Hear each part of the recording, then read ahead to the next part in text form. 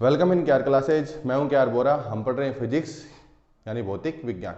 और आज का जो टॉपिक है वो है बीएससी का यानी मैकेनिक्स यांत्रिकी से, जो कि है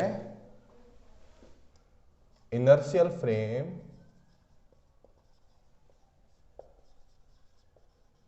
एंड नॉन इनर्शियल फ्रेम, जिसको हिंदी में बोलते हैं जड़त्वीय निर्देश तंत्र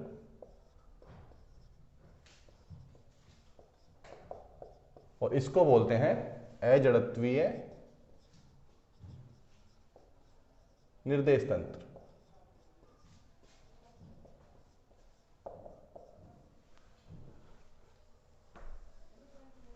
ये दोनों ही रेफरेंस फ्रेम के टाइप है, जो कि बेसिक क्लास में मैं करा चुका हूं। रेफरेंस फ्रेम, किसी भी रेफरेंस फ्रेम में ओरिजिन होता है और कोऑर्डिनेट सिस्टम, इससे कोऑर्डिनेट सिस्टम बनता है। और ये जो कोऑर्डिनेट सिस्टम है, इसमें बेसिकली जो हमारे यूनिवर्स है, यूनिवर्स किसमें 3D के अंदर है, 3 डायमेंशन के अंदर है। तो यहां पर भी 3 वेरिएबल्स चाहिए कोऑर्डिनेट सिस्टम को डिफाइन करने के लिए और फ्रेम को तैयार करने के लिए। जैसे कि कार्टेशियन कोऑर्डिनेट सिस्टम है जिसके अंदर 3 वेरिएबल्स होते हैं, एक्स, वाई एंड जेड। तीनों परपेंडिकुलर, ये जो एक्सिस बनाएंगे ये तीनों एक्सिस परपेंडिकुलर होंगे, यानी कि लंबवत। एक्स, वाई और जेड। बाकी 2 कोऑर्डिनेट सिस्टम और हैं, बाकी और भी कोऑर्डिनेट सिस्टम होता है, कर्विलिनियर होता है, स्फेरिकल होता है, सिलेंड्रिकल होता है, बट मोस्टली हम मैकेनिक्स के अंदर ये वाला कोऑर्डिनेट सिस्टम है वो यूज लेते हैं, बिकॉज इस रेफरेंस फ्रेम से प्रॉब्लम को सोल्व करना थोड़ा इजी हो जाता है। और जहां पर एक्स, वाई, जेड कोऑर्डिनेट 0, 0 और 0 हो, यानी इनिशियल, तो उस केस को यानी उस पॉइंट को मैं ओरिजिन बोलता हूं। बाकी जितने भी इस फ्रेम के, ये फ्रेम जितने भी पॉइंट बताएगी ओरिजिन को छोड़कर, वहां पर एक्स की, वाई की, जेड की कोई ना कोई वैल्यू मिलेगी। तो ये बात थी रेफरेंस फ्रेम की। मैं इसमें ज्यादा नहीं जाऊंगा। हम देखते हैं सबसे पहले इनर्शियल फ्रेम और नॉन इनर्शियल फ्रेम को। बाकी जो रेफरेंस फ्रेम है, इससे मैकेनिक्स का जो एक पार्ट है मोशन, उस मोशन के पैरामीटर्स भी डिफाइन होते हैं इस रेफरेंस फ्रेम के थ्रू। जैसे कि पोजीशन, जिसको स्थिति बोलते हैं। रेफरेंस फ्रेम का जो ओरिजिन है, वहां पर ऑब्जर्वर की तरह, यानी ऑब्जर्वर जो होता है वो किसी भी पॉइंट की, बॉडी की किसी की भी पोजीशन को डिफाइन करता है, स्थिति को बताता है। अब कार्टेशियन सिस्टम जब किसी पोजीशन को डिफाइन करता है तो उसके लिए उस वेक्टर को पोजीशन वेक्टर बोलते हैं, यानी स्थिति सदिश। और ये जो पोजीशन वेक्टर होता है, ये इन्हीं तीनों कोऑर्डिनेट सिस्टम यानी जो एक्स, वाई, जेड पैरामीटर है, इनसे ही मिलके बना हुआ होता है। उसके बाद पोजीशन से हम डिफाइन करते हैं, जब विद रेस्पेक्ट टू टाइम आता है तो उसके अंदर क्या आएगा, मोशन हो जाएगा, और मोशन को डिफाइन करते हैं वेलोसिटी से। तो एक वेलोसिटी फैक्टर आएगा, वेलोसिटी जिसको वेग बोलते हैं, और ये भी एक वेक्टर क्वांटिटी है। फिर वापस वेलोसिटी से विद रेस्पेक्ट टू टाइम जब ये चेंज होने लगे तो आता है एक्सेलरेशन, जिसे त्वरण बोलते हैं, त्वरण कहा जाता है। इसके बाद फोर्स है, बल, जो एक्सेलरेशन पर डिपेंड करता है और मास पर डिपेंड करता है, बॉडी के मास पर। मोमेंटम आता है, जो कि वेलोसिटी से, अगर वेलोसिटी विद मास है, यानी मास इनटू वेलोसिटी हो, तो वो मोमेंटम बन जाता है। तो ये जो है मोमेंटम यानी संवेग, तो ये सब क्या है, ये सब डायनेमिकल वेरिएबल, जिनसे मोशन को डिफाइन किया जाता है। अब ये सब ये जितने भी पैरामीटर्स हैं इनको डिफाइन किया जाता है रेफरेंस फ्रेम के ओरिजिन से, जहां पर ऑब्जर्वर होता है और वो उसको ऑब्जर्व करता है। हाँ जी, तो देखिए इनर्शियल फ्रेम का मतलब, देखो मैं बिल्कुल सिंपल तरीके से बता रहा हूं कि है तो ये फ्रेम ही, इसमें भी ओरिजिन ही होगा। इसका मतलब अगर ऑब्जर्वर की बात करूं तो ऑब्जर्वर जो है, ऑब्जर्वर का मतलब जो प्रेक्षक है वो ओरिजिन पर बैठा हुआ है फ्रेम के। कहां बैठा हुआ है? ओरिजिन पर, फ्रेम के ओरिजिन पर। मान लो मैं एक कार्टेशियन सिस्टम बनाता हूं, कोऑर्डिनेट सिस्टम, जिसमें 3 एक्सिस हैं, एक्स वाई एंड जेड, ये तीनों ही परपेंडिकुलर हैं और इसका जो ओरिजिन है यहां पर तीनों ही कोऑर्डिनेट की वैल्यू 0 है और एक ऑब्जर्वर है, ऑब्जर्वर यहां है। अब ये ऑब्जर्वर जो है ऑब्जर्व कर रहा है थिंग्स को। अब मान लो कि ये पॉइंट है पी पॉइंट, तो ये सिंपल सी बात है, इसके कोऑर्डिनेट क्या हो जाएंगे? X Y and Z, 3 coordinate हो गए। यहां तक हमें पहुंचना भी है, अगर इसको जैसे पोजीशन वेक्टर की बात करता है तो ये ऑब्जर्वर इसकी पोजीशन को एक पोजीशन वेक्टर के थ्रू बताएगा। मैं यहां से यहां ड्रॉ कर दूंगा डायरेक्शन के थ्रू, तो ये बन जाएगा आर, और जो आर की वैल्यू होगी वो होगी x I plus Y J plus Z K. ये कैसे आता है? देखो इस पॉइंट को अगर मैं ड्रॉ करूंगा तो ये इस प्लेन पर जाएगा, एक्स एंड जेड प्लेन पर। अगर यहां से मैं परपेंडिकुलर ड्रॉ करूंगा तो ये जो वैल्यू है ये वैल्यू आएगी जेड की, बिकॉज ये पैरेलल है इसके। और इस लाइन को मैं यहां ड्रॉ करूंगा तो ये वैल्यू आएगी एक्स की। क्लियर? अब मैं ओरिजिन से ये वाला पॉइंट है, इस पॉइंट को यहां तक ड्रॉ करता हूं, डायरेक्शन देता हूं ये, तो उस केस में ये जो वैल्यू है ये किसकी होगी? देखो x है, x के लिए पर्टिकुलर डायरेक्शन होती है i, और y के लिए पर्टिकुलर डायरेक्शन होती है j कैप, और z के लिए पर्टिकुलर डायरेक्शन होती है k कैप।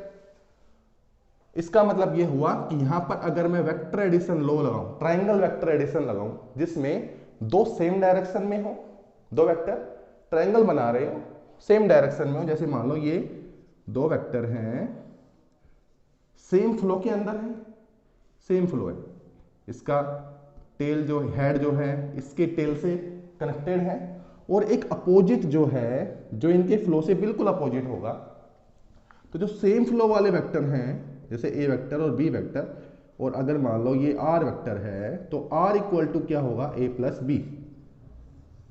तो कोई भी वेक्टर क्वांटिटी होती है वो इस रूल को जरूर फॉलो करती है। यही रूल मैं बेसिकली यहां पर लगाऊंगा, तो जो इस वेक्टर की वैल्यू है वो हो जाएगी एक्स आई प्लस जेड के। कैसे? देखो ये x है तो यहां से लेके यहां तक ये भी क्या होगा? एक्स आई डायरेक्शन। उसके बाद यहां से यहां तक आऊंगा तो ये फ्लो हो गया जेड के डायरेक्शन, और ये अपोजिट फ्लो में हो गया। इसका मतलब इस वेक्टर का जो सम, इस ये वेक्टर जो है इस वेक्टर और इस वेक्टर के सम के इक्वल होगा। क्लियर? अब मैं बात करता हूं कि ये जो वेक्टर है इसका फ्लो इस डायरेक्शन में है, ये जो वेक्टर है इसका फ्लो अपवर्ड है, और इस लाइन को मैं क्या बोलूंगा? ये है वाई जे डायरेक्शन में। तो ये जो आर की वैल्यू है ये क्या होगी? तो मेरा आर जो है वो हो जाएगा equal to X I plus Z K, ये vector plus this vector and Y J. तो आर की वैल्यू क्या हो जाएगी? ये मेरे पोजीशन वेक्टर की वैल्यू होगी। तो मैंने किसी पॉइंट को पोजीशन वेक्टर को डिफाइन किया। अब मैं बात करता हूं इनर्शियल फ्रेम की। देखो बेसिक कराते कराते मेन पॉइंट हम फिर से मिस कर देते हैं। अब बात करते हैं इनर्शियल फ्रेम की। अगर ये ऑब्जर्वर जो यहां है इसने जो फ्रेम क्रिएट की है वो फ्रेम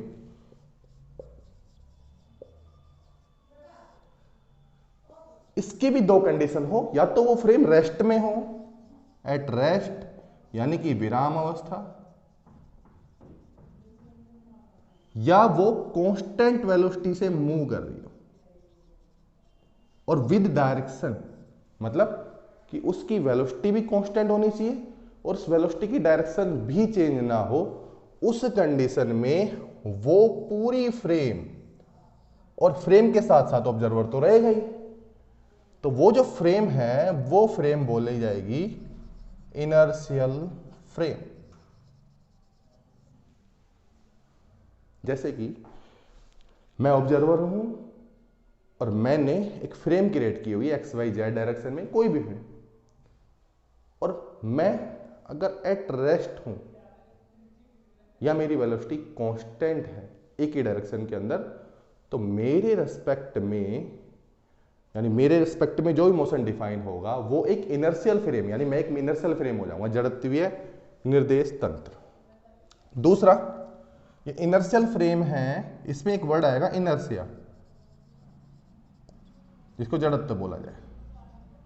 और आपको पता है न्यूटन का जो फर्स्ट लॉ ऑफ मोशन है उसमें यही बोला जाता है कि जब तक बॉडी रेस्ट में है या कांस्टेंट वेलोसिटी से मूव कर रही है तब तक उसके ऊपर तब तक उस पर कोई फोर्स काम नहीं कर रहा होता है।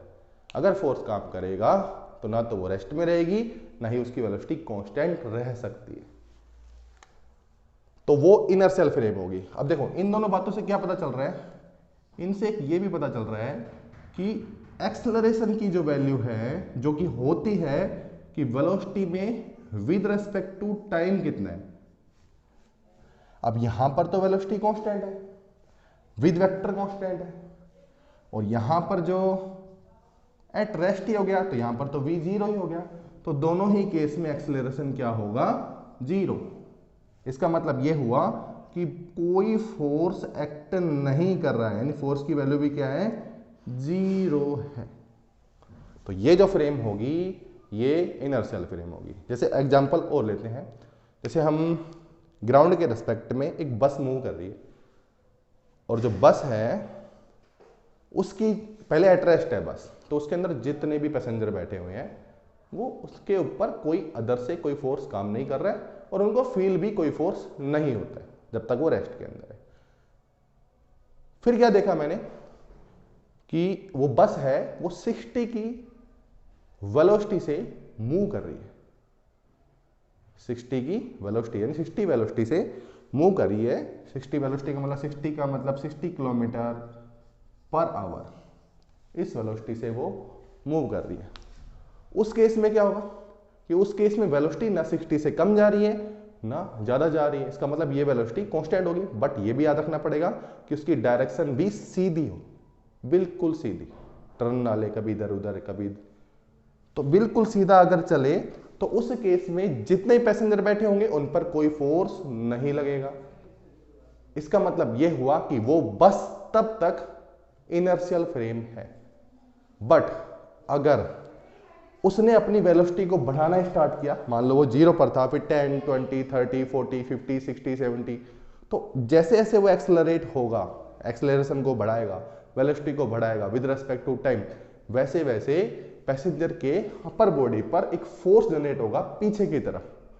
अब जो वो फोर्स आया है वो फोर्स, उस फोर्स का नाम बता देता हूं, उस फोर्स का नाम है स्यूडो फोर्सेज, यानी आभासी बल। तो वो जो बल है वो कैसा है, आभासी बल, यानी कि अब जो आभासी बल लग रहा है यह न्यूटन के नियमों के विरुद्ध है, यानी न्यूटन लॉ ऑफ मोशन है उसको, वो वैलिड नहीं होता है इस केस में, स्यूडो फोर्स। इस केस में जब फ्रेम कौन सी हो, नॉन इनर्शियल, तो उस केस में वो जो बस है वो नॉन इनर्शियल। क्यों? क्योंकि उसके अंदर एक्सेलरेशन है, उसकी वेलोसिटी कांस्टेंट नहीं है। तो वही बस कुछ कुछ कंडीशन में इनर्शियल हुई, कुछ कंडीशन में नॉन इनर्शियल। इसका मतलब अगर ये कंडीशन रहेगी फ्रेम की तो ऑलवेज इनर्शियल फ्रेम रहेगा। एक एग्जांपल और देखते हैं, जैसे मान लो मैं किसी कार में बैठा हुआ हूं, बंद है, बिल्कुल काले शीशे लगे हुए। अब मैंने क्या किया, कार का मुझे पता ही नहीं है, फिर मैंने पानी की बोतल ली, खोला और पानी पिया।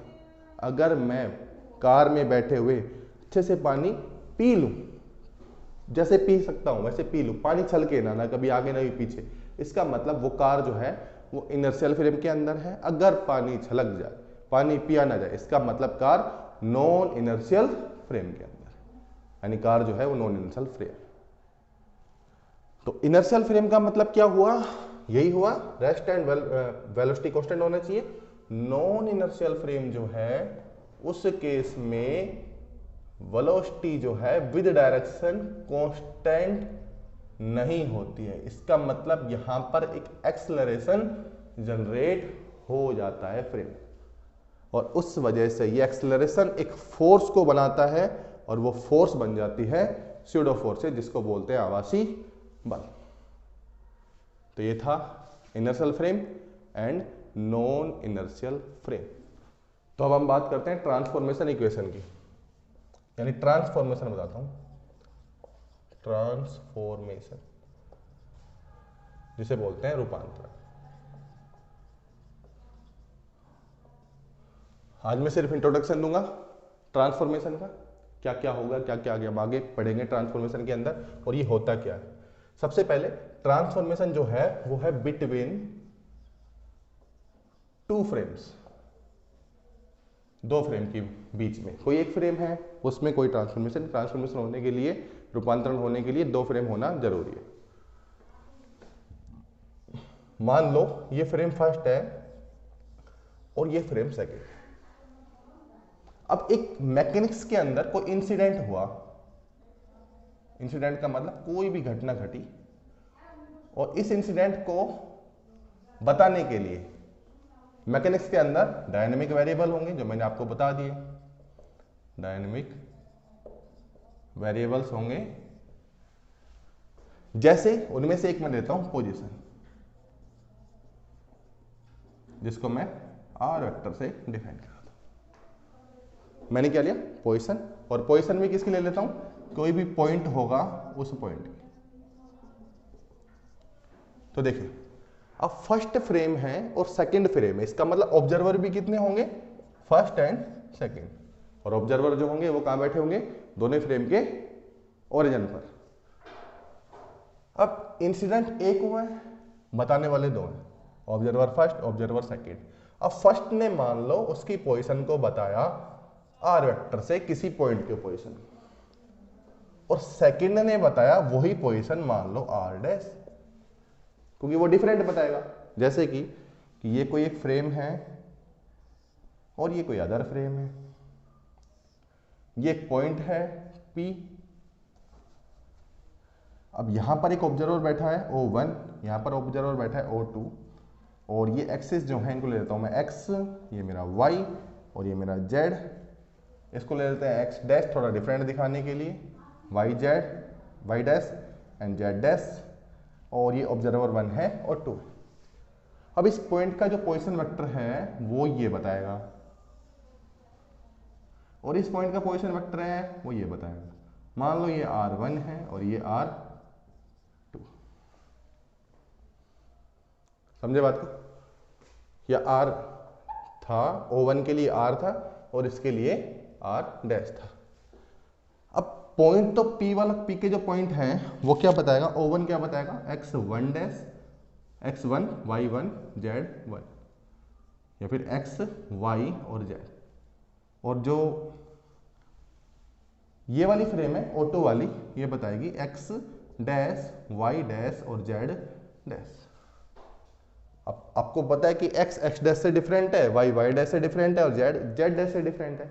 इसका मतलब कि पॉइंट एक ही है बट पोजीशन दो ऑब्जर्वर के थ्रू अलग अलग है, पर बता किसी एक पॉइंट को रहे हैं, तो इनका आपस में कोई ना कोई रिलेशन होगा, और ये जो रिलेशन है उसको बोलेंगे ट्रांसफॉर्मेशन। और इस रिलेशन यानी ट्रांसफॉर्मेशन को, इस रिलेशन को बताने के लिए मैथमेटिकल इक्वेशन चाहिए, मैथमेटिकली मेथड से, तो वो हो जाएगा मेरा ट्रांसफॉर्मेशन इक्वेशन। जैसे मैं एग्जांपल बता देता हूं, अब देखो कि O1 जो है वो O2 से कुछ ना कुछ दूरी पर, कुछ ना कुछ डिस्टेंस पर अपार्ट होगा, दूर होगा। जैसे कि ये जो बीच का है वेक्टर, इसको मैं ले लेता हूं R0, यानी O2 है वो O1 से इतना अपार्ट है, इसलिए O2 ने इसकी पोजीशन को R डैश बताया, इसकी पोजीशन को R बताया। अब देखो यहां पर मैं ट्राइंगल लगाता हूं, वही वेक्टर वाला, यहां पर ये आर जीरो और आर डैश क्या हो गया, सेम फ्लो के अंदर, इसका मतलब R zero vector plus R dash किसके इक्वल होगा, आर के इक्वल। तो ये जो इक्वेशन है ये हो जाएगी transformation equation between two frames. Clear, between two frames. अभी तक मैंने कुछ भी नहीं बताया कि कौन इनर्शियल है कौन नॉन इनर्शियल है, मैंने सिर्फ बेसिक आइडिया दिए हैं कि ट्रांसफॉर्मेशन होगा क्या। तो ऐसी जो इक्वेशन बनेगी जो कि ये पैरामीटर जो है वो है, मान लो ये जो ओवन वाली थी वन फ्रेम का था और ये वाला जो पैरामीटर है ये दूसरे फ्रेम का था, ये इन दोनों को रिलेट कर रहा है। इसका मतलब इन दोनों के बीच में एक रिलेशन दिया गया और ये इक्वेशन बन गई ट्रांसफॉर्मेशन इक्वेशन। अब ये दो फ्रेम, हमने दो फ्रेम कैसी हो, इनर्शियल हो नॉन इनर्शियल हो, उस केस में ये चैप्टर डिसाइडेड है, first chapter and third number जो चैप्टर है मैकेनिक्स का सीबीएच बुक का वो। तो बाकी जो ट्रांसफॉर्मेशन है नेक्स्ट फर्दर जिसमें आएगा translational, Galilean transformation, Lorentz and rotational frame के अंदर ट्रांसफॉर्मेशन, वो हम देखेंगे आगे नेक्स्ट लेक्चर्स के अंदर।